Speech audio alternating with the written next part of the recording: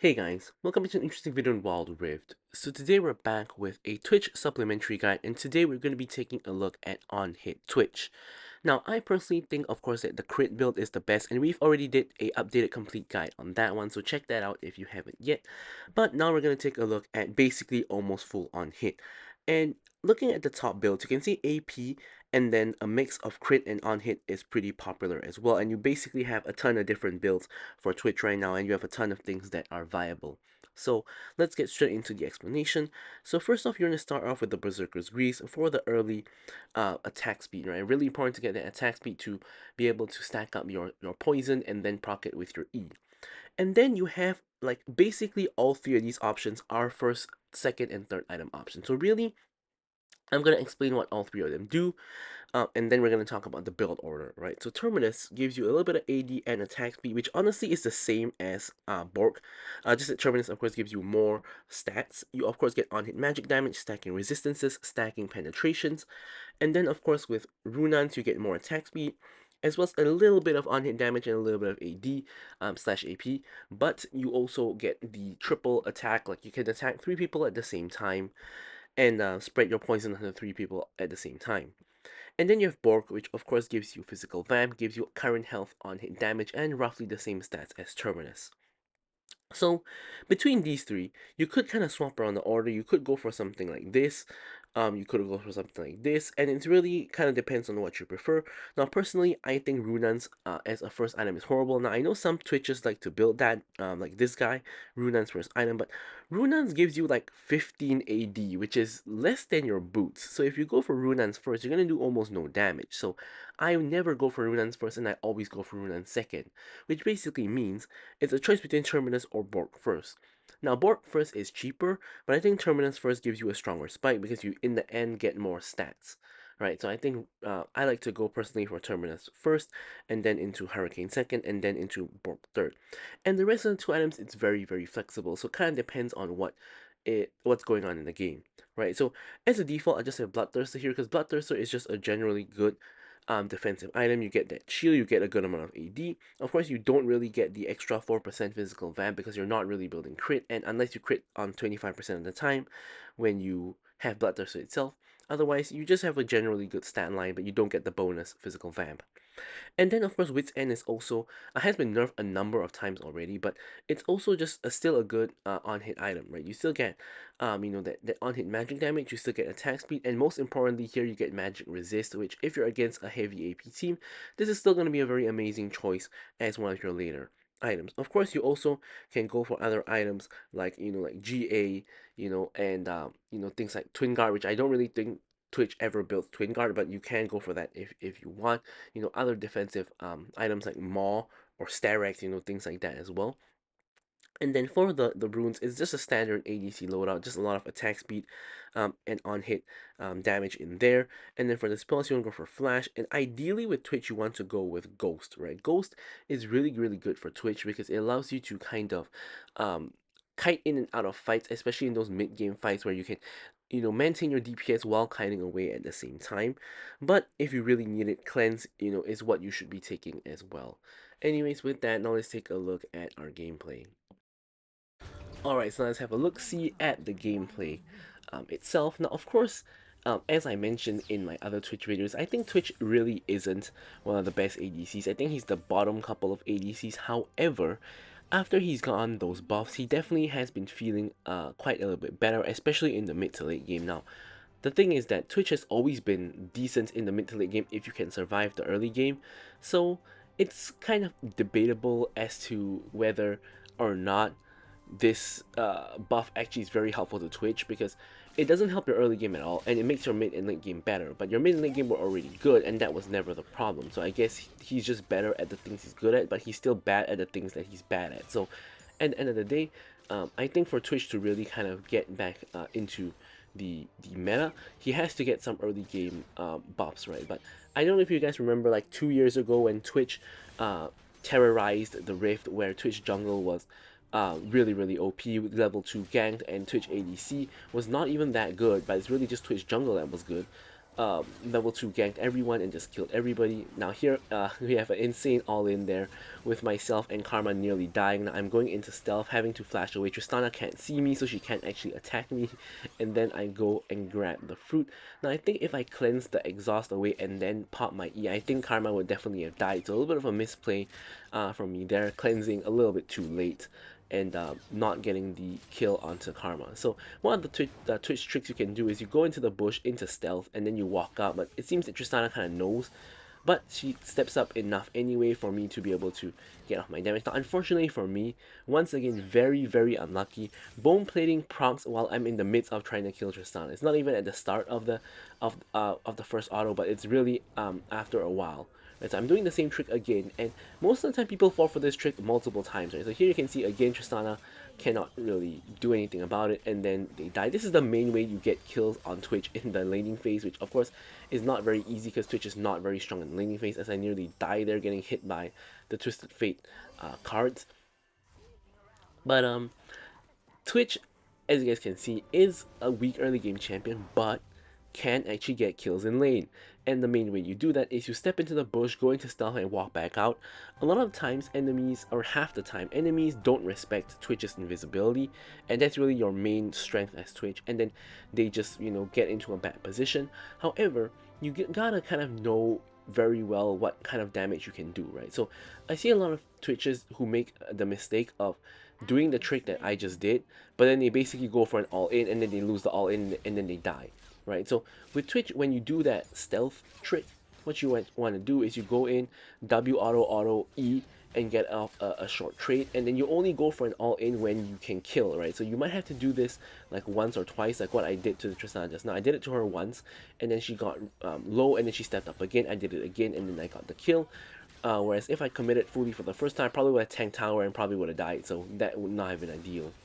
Now in comes Kha'Zix and Twisted Fate, and honestly, at this point we're at a 1v4. I actually perfectly cleansed the Twisted Fate stun card, however, there's no real way I can really survive a 1v4 there, so unfortunately, it's the classic 4-man bot lane gank where you cannot really do anything much about it. Like even the tower is not going to save you because they just have so much manpower, and now the three of them are whacking the tower and securing some tower plates. So I'm going to go back to lane in stealth and see if we can get anything done. Here we just get off some damage on Karma. We pop the ulti, trying to go for the kill on Karma, but Karma has flash, and we're not going to be able to kill either of the other two champions. So we just pop the E just for some last minute damage. Now I think that the best way to utilize your E is you want to hold it until people are out of your attack range. Now I know some people like to play like the W auto E and then continue autoing after that, but I think the best way to do it, especially if you're going for an all-in or using your ulti, is to come in from stealth, or sometimes even not in stealth, just walk up. You pop your ulti and then you just start DPSing. Use the W if you have to get the slow, but only use the E when either you can secure the kill with the E burst, or they walk out of range of your auto attacks and you can no longer ult them. Then that's the time that you want to pop your E.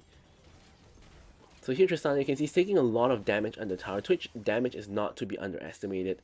Like Twitch still does a really good amount of damage. It's just that he's very, very squishy in the early game, and of course he is a hyper carry who scales very well into the late game. And here, Karma is not actually coming back to help, at least not for a while.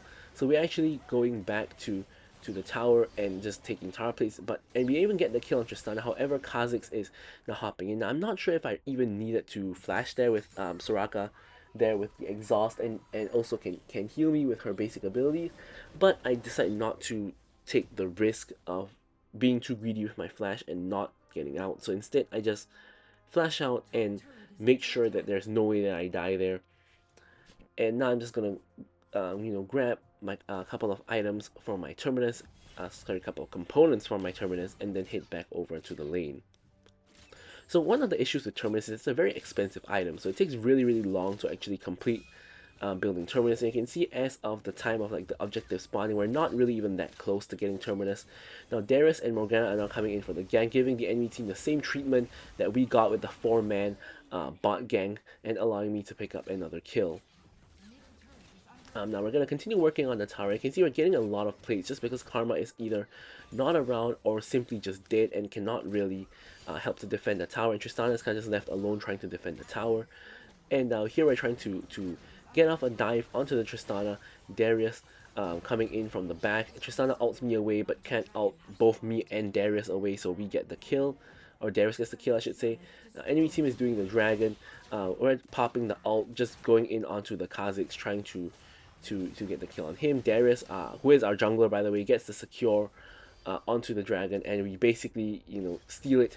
Now Khan right here gets pulled in by Darius. Darius gets the execute off, goes unstoppable. Twisted Fate pretty low as well. Darius trying to run him down, but I don't think we're gonna be able to catch him very easily, so I'm just going for the mid lane minions. Twisted Fate trying to ult out, but dies to Morgana instead. Now Set is now in a 1v4, so we're just gonna start pelting him with basic attacks. Darius has full stacks on him. I have full stacks on him as well. Darius pops the ulti, kills him, and now we can start working on the enchanted ensemble. Very nice transition from bot to mid and then to the ensemble, just with kills in between as well. And the ensemble gets popped in the middle lane, and that should be enough to secure the tower. So I'm not really gonna stick around.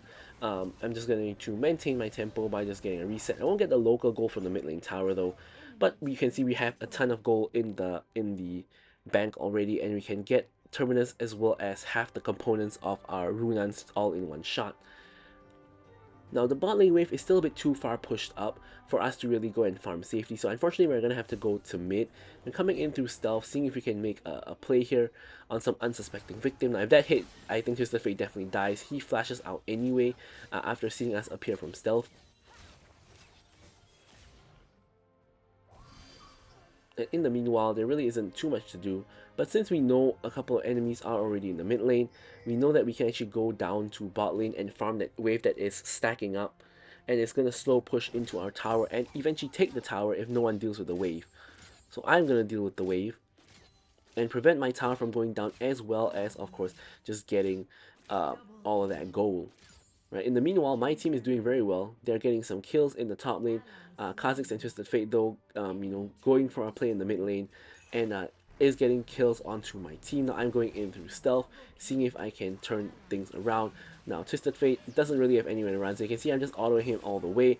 I pop the E right at the last moment because I know I'm gonna get stunned by him, so he might, you know, be able to run away. Don't think he's gonna run out of the range of my E, but we just pop it at the last minute to ensure we secure the kill on him, which is exactly what happens, and Twisted Fate goes down. Now this allows us to get a reset with the gold we've gotten from that wave as well as that kill, and allows us to pick up the Runan's Hurricane. Now of course, on 2 items, it is a small spike for Twitch because getting Runans to spread the poison is definitely a very big deal. But of course, he's really a 3 item ADC, like a lot of the hyper carry ADCs, Zeri, Jinx, you know, etc.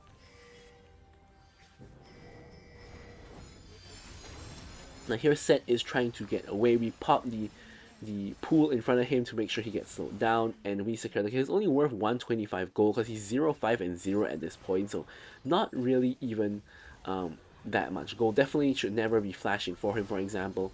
Now Darius is getting pelted by Tristana and her team. Unfortunately, I'm in a little bit of a too aggressive position there, trying to go for one of those classic Twitch flanks. Now Twitch is one of those really funny ADCs where Twitch actually is a very good flanking ADC. Like when you're, especially when you're like fed and you come in from behind and you just start spraying people from behind, they have like nowhere to run. They either run right at you and take a lot of damage and try to kill you in the process, or they're gonna have to run away. Now here I popped out trying to get the kill onto Twisted Fate. Trying to flash away from the Set there, but that was a bad flash. I still flashed onto the W. But right now just DPSing from behind, basically being untouched, which is the dream of any hyper carry. Morgana picks up 2 kills, and I'm really interested in going down to grab that wave. Right, that's such a huge wave. That's like more than a kill's worth of gold. However, unfortunately, Kha'Zix, you know, is jumping on me, and Soraka saves me with the ulti. Flashes to heal me, but I don't think that flash was necessary, and Kha'Zix instead is the one that nearly dies. Now at this point I can't believe I do that much damage that Kha'Zix actually has to flash away from me as well, or ghost away from me as well, I should say. But we eventually do get that wave, and Dragon is now up. Kha'Zix is on vision trying to kill Sion, so he shouldn't be contesting this dragon, should be relatively free. And we do indeed get it. Now transitioning back to the bot lane wave just to push that one out. And just to, get the farm as well.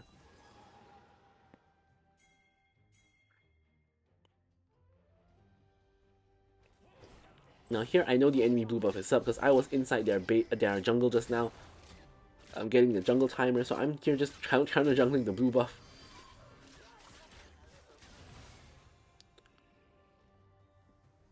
And in the meantime, my team is actually doing Baron, so maybe not the best idea to be counter jungling the blue buff when your team is doing Baron, but it looks like the enemy team is pretty slow to respond. Now I'm coming here to get down the DPS. Hopefully we can secure it before the enemy team comes. We do. And now the enemy team is just left watching us do the Baron. And looks like my team is actually looking for a fight. So I'm just coming in through stealth, making sure I'm not the target of the stun card, trying to see if we can, get anything done. Not really at the moment. Kha'Zix going into stealth. I'm staying near my Soraka so I can't get focused by Kha'Zix solo. Now here I'm popping the ulti and just blasting whoever is the nearest target, popping the E at the last minute. Everyone is kind of just 1 HP at this point. I don't have flash to flash forward, but yeah, it's just, yeah, everyone's 1 HP at this point, but they all basically survive with the exception of no one really. So a little bit unlucky there. We still got off a lot of damage, but just couldn't finish the kills. Now I actually honestly really want to base to get Bork, but the fight just never stops. So here I'm just DPSing the set, who's just running in at this point, and still is worth almost nothing. And here we can now just DPS down the tower and move on to the top lane tower. Tristana's getting off a free auto on me while I'm transitioning over, but no, she can't really get near to me. Otherwise, I'll just auto attack her down. And now it's a little bit awkward because I don't think we can really do anything here. Two of our members have reset and we can't really do anything with the Nexus shield still active, so I'm looking to reset as well. We can probably get that tier 2 bot lane tower, which is what Sion has gone. And now we're able to base and pick up our Bork. So now on 3 items is obviously definitely where we are going to be spiking.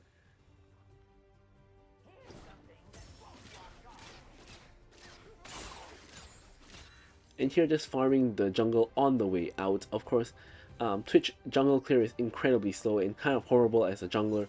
However, when you are fed enough, whether you are playing ADC or jungle, you can do jungle monsters very, very quickly, of course, which is logical.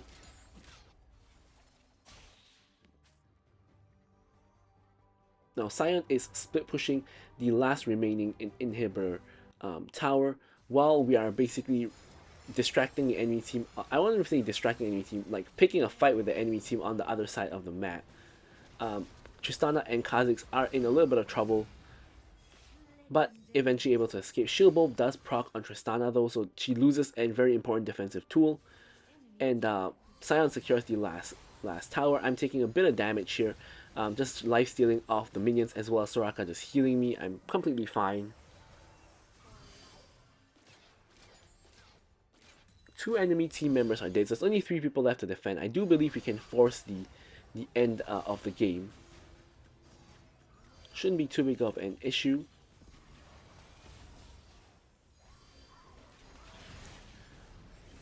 But you know where's the fun in that, so we're gonna pop the ult and we're gonna start blasting people down, like so. I think we picked up 2 kills there. I believe that's 3 kills.